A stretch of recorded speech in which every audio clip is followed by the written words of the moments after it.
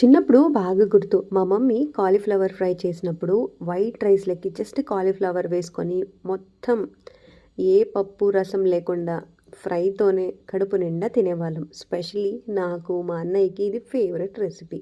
అమ్మ అయితే చాలా చేసేది. చాలా సింపుల్‌గా, టేస్టీగా కూడా ఉంటుంది.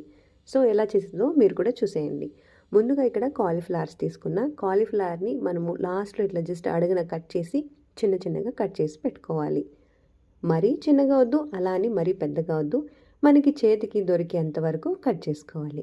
ఇది ఏమన్నా గలీజ్‌గా ఉందంటే దాన్ని పక్కన తీసి పడేయండి. ఇంకా అన్ని కాలీఫ్లవర్‌ని చిన్న చిన్నగానే ఇలా ఈ సైజులో కట్ చేసుకొని అందులోకి వేడి నీళ్ళు వేసుకోవాలి.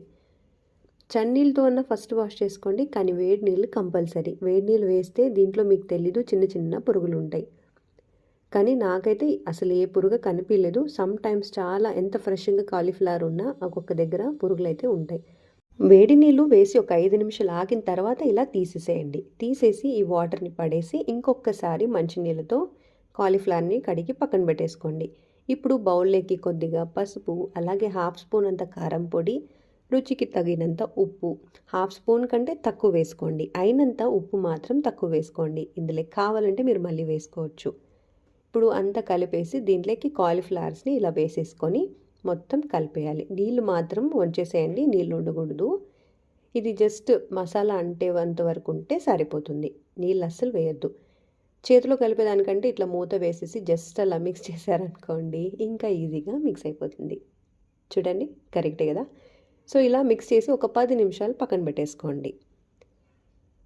ఇప్పుడు గ్యాస్ ఆన్ చేసుకొని కడాయి పెట్టేసుకొని ఒక 3 స్పూన్లంతా కుకింగ్ ఆయిల్ వేసుకోండి. దీంట్లో కొద్దిగా ఆయిల్ పడితేనే, లేదంటే అడుగు అంటిపోయి మాడిపోతాయి అన్నమాట.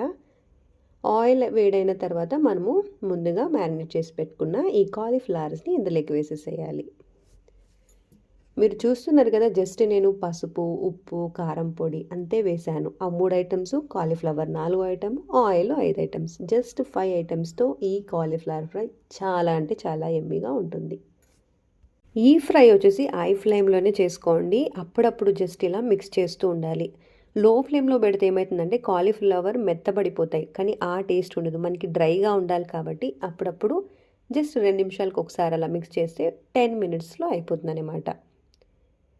మనకి కలర్ కూడా కొంచెము లైట్ యెల్లో నుండి కొంచెము డార్క్ మెరూన్ ఆర్ బ్రౌన్ కలర్లో వచ్చే వరకు ఫ్రై చేసుకుని సరిపోతుంది.